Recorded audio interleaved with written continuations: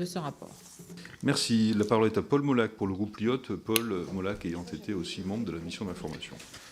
Merci, Monsieur le Président. Donc, dans les auditions que nous avons pu faire en Corse, c'est-à-dire du monde économique, des syndicats, CGT, CFDT, les partis politiques, les élus et les citoyens par leur vote, on voit bien que ce statut d'autonomie est finalement quelque part réclamé par la société corse.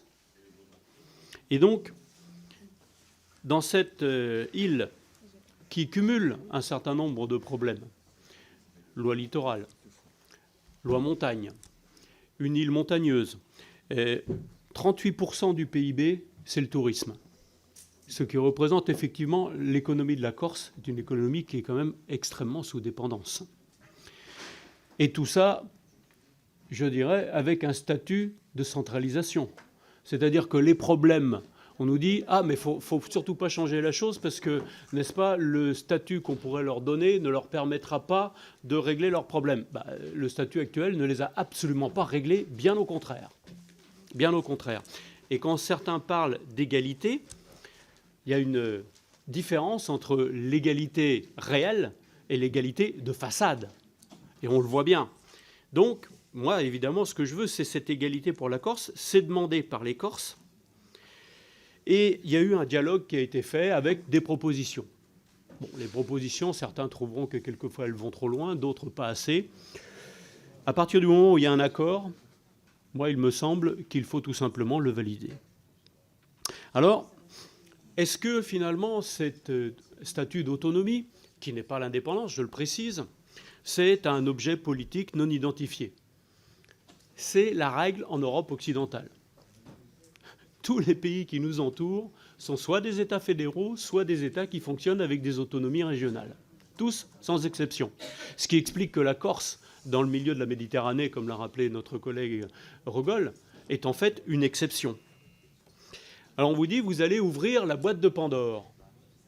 Ah, il y a à peu près 124 nationalités en Europe, dont en France, il y en a un certain nombre, même si elles ne sont pas reconnues juridiquement.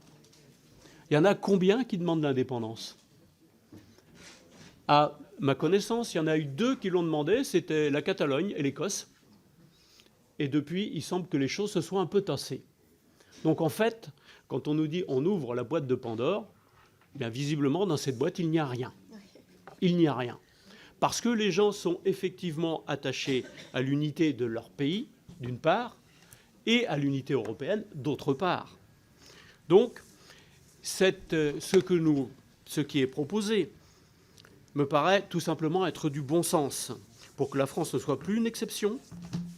Et je crois malheureusement que si nous bloquons la société corse aujourd'hui, je crois que nous allons devant des problèmes très importants. J'avais attiré l'attention dans cette commission sur le fameux changement sur la Calédonie en disant qu'on prenait un risque.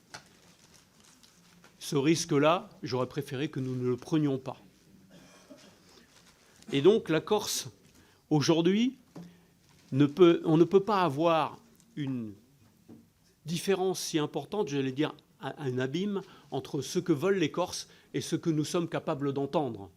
Sinon, évidemment, où est la démocratie? Alors après, qu'il faille un certain nombre de garde-fous, c'est déjà prévu. Et on aura le choix, d'évidemment, d'en parler dans la loi organique.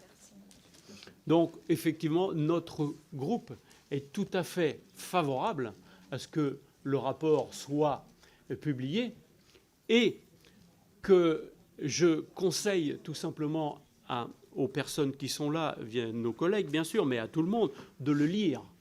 Et on verra qu'il n'y a rien de révolutionnaire, que c'est du bon sens et que ça va dans le sens d'améliorer les choses en Corse. Je vous remercie.